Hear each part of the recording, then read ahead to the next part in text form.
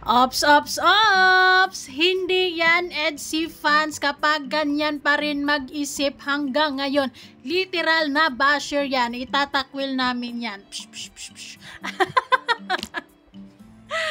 Okay guys, isang EDSI fan sinasabi na lumabas si Kalinga Pido at ay nako naman, ganito pa rin ang utak. Mag 2026 na, nasa exciting part na tayo ng EDSI guys, pero pag ganyan pa rin ang iniisip, hindi yan EDSI fans.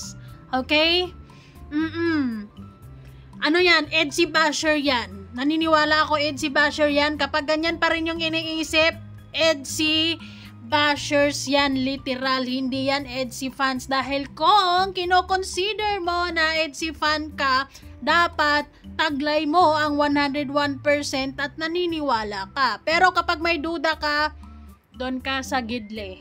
Okay? Anyways, bago ang lahat, don't forget to support and subscribe Kuya Val Santos Matubang at Edney Vlog, Kalingap Rab at sa lahat ng Team Kalingap. Syempre guys, salamat sa suporta at pagmamahal nyo sa aming mga Kalingap Reactors. So this is it. Okay, skip na natin yung part na yan dahil walang kwenta yan. Kinukurik ko lang dahil sinabing EDSI fan, pero it's a big no. Actually, ang pag-uusapan talaga natin ngayon guys, ang EDSI at ang sikreto ni Kalinga Pido. Hala! Ano kaya ang sikreto ni Kalinga Pido? Tumataas ang kilay. Remember nyo guys, or nakikita nyo ba yung TikTok ni Tina at ni Jen kasama si Beyonce? Actually si Beyonce hindi masyado nakafocus, pero nakikita siya sa reflection sa salamin. Yon yung pag-uusapan natin ngayon at doon natin tatalakayin ang sikreto ni Kalinga Pido. Skip na muna natin yung bulong ni The Gymrat sa Kiligid si Boys dahil doon tayo kukuha ng ideas. So, diba? So, ngayon, pansin nyo yan, ito yung mga bini ni Kalinga Pido na kasama ni Nanay sa kanyang apartment. Diba? Si Tinay, si Jen, at saka si Beyonce yung nasa mirror. In fairness, ang sexy at ang gaganda ng mga bini ni Kalinga Pido talaga. So, kita nyo yung nasa salamin guys, si Beyonce yan. Kung napapansin nyo, naka-aura ang baby girl. May lakad ata ah. Anyways, sigurado namimiss na nila yung isa't isa dahil ilang araw na ba silang hindi nagkikita? Pangalawa ngayon, di ba? Pangalawa ngayon. So, sigurado ako na miss na nila yung isa't isa. Pero, carry lang yan dahil meron namang messenger. Pwede naman silang magtatawagan at magkakamustahan. Hindi pa rin naman pinababayaan ni Kalinga Pido ang kanyang baby girl. Yan ang balita ko. Okay. Yes, kung napapansin nyo, nakabi si Beyonce dyan. Yan. So, masayang-masaya din ako na itong mga bini ni Kalinga Pido so far wala namang problema. And I hope na magiging mag-BFF sila dyan. Yung walang yung walang inggitan, yung pure friendship lang talaga, 'di ba? Yung ma-appreciate nila yung isa't isa para mas magiging maganda yung samahan at magiging okay yung samahan nila sa loob ng apartment na 'yan. Dahil hindi rin kasi maganda kapag nagkakaroon ng magkakaroon ng hindi magandang pagkakaunawaan sa samahan nila, 'di ba? So sana walang ganon, sana walang komplikasyon sa kanilang samahan at love lang. At syempre dapat mangingibabaw sa kanila yung blessing at mangingibabaw sa kanila yung friendship talaga. So far, ang samahan ng mga bini ngayon ni Kalinga Pido with Beyonce sa isang apartment ay okay naman, diba? Masaya. So balikan natin. Yun lang yung wish ko para sa kanilang apat na magkakasama ngayon, 'di ba? Na sana magkakasundo, maayos ang relationship, 'di ba? At walang traidoran. And so far, so good. So, that's good to hear, 'di ba? So, dito tayo sa chismis ni na Jimrat sa GC, guys. Ibubuking natin si na Jimrat. So, kita nyo yan sa Kiligid si Boys. So, nakita nyo naman na yung TikTok at napapansin nyo nagbibihis si Beyonce doon na para bang may lakad. So, ito yung TikTok na yon, nangyari yon bago umalis si Kalinga Pido pa Manila, 'di ba? Kasi meron nga silang guesting sa Family Feud and that's why andito sila. At walang Kalinga Angels na nakakasama kasi may pasok and we understand. Anyways, dito na tayo sa matinding bolong. Ang sabi nila Jimrat, ang chismis dyan sa TikTok na yan, may matinding bulong pala tong TikTok na ito. Bakit na nalamin si Vian?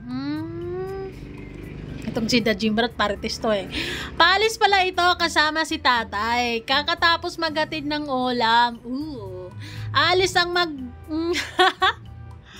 magjowa. Papunta sa favorite tambayan nila sa Bagasbas.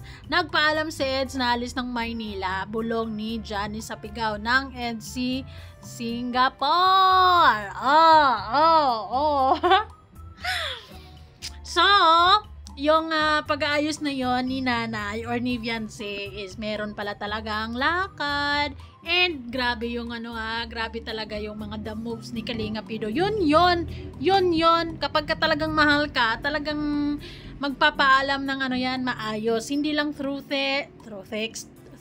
text or tawag, basta kitain ka talaga, 'di ba? At ang sunod, nag-date bago umalis. Si Eds pa Maynila. Nag-post si Bian sa IG, voice out. Same night, nakakairita. Siguro dahil may exam siya at di nakakasama kay Eds. Naintindihan natin yung pakiramdam na yon. Kasi, syempre, mas masarap talaga sa feeling kapag nakakasama ka. Pero, syempre, start of force, no? Nagpaluto ng adobo kay Mami Ilin at dinala kay Biano tsaka sila nag-date sa Bagas. So yung mga ayun, so talagang yon yung sikreto ni Kalinga Pido for a healthy, long-lasting relationship. Wow, ganon ang tatag, 'di ba? Kapag kalalaki talaga dumadamoms or nag-i-effort talaga, hindi lang puro mima at sinasamahan ng aksyon, talagang seryoso yan, di ba? Yun yung ibig sabihin na for the keep talaga yung person na yan, iniingatan talaga nila yung babae na yan at gustong gusto talaga nila yung babae na yan. At syempre, kung hindi mo naman mahal, hindi ka mag-i-extra effort dyan. 'Di ba? So yung bulong pa lang no na ayun, siguro kailangan din talaga nila na na mag-usap or magpaalam ng formal o like for example love, meron pala kaming guesting, sasama ako ni Kalinga Prab and magpa-Manila kami for how many days, I think 3 or 4 days ba, ganon. And ayun, kailangan muna nila baby time muna. Baby time bago umalis. Yan yung kapag ka mahal ka, talagang may oras yan sa'yo. No excuse. Ay. 'Di ba? So, yun.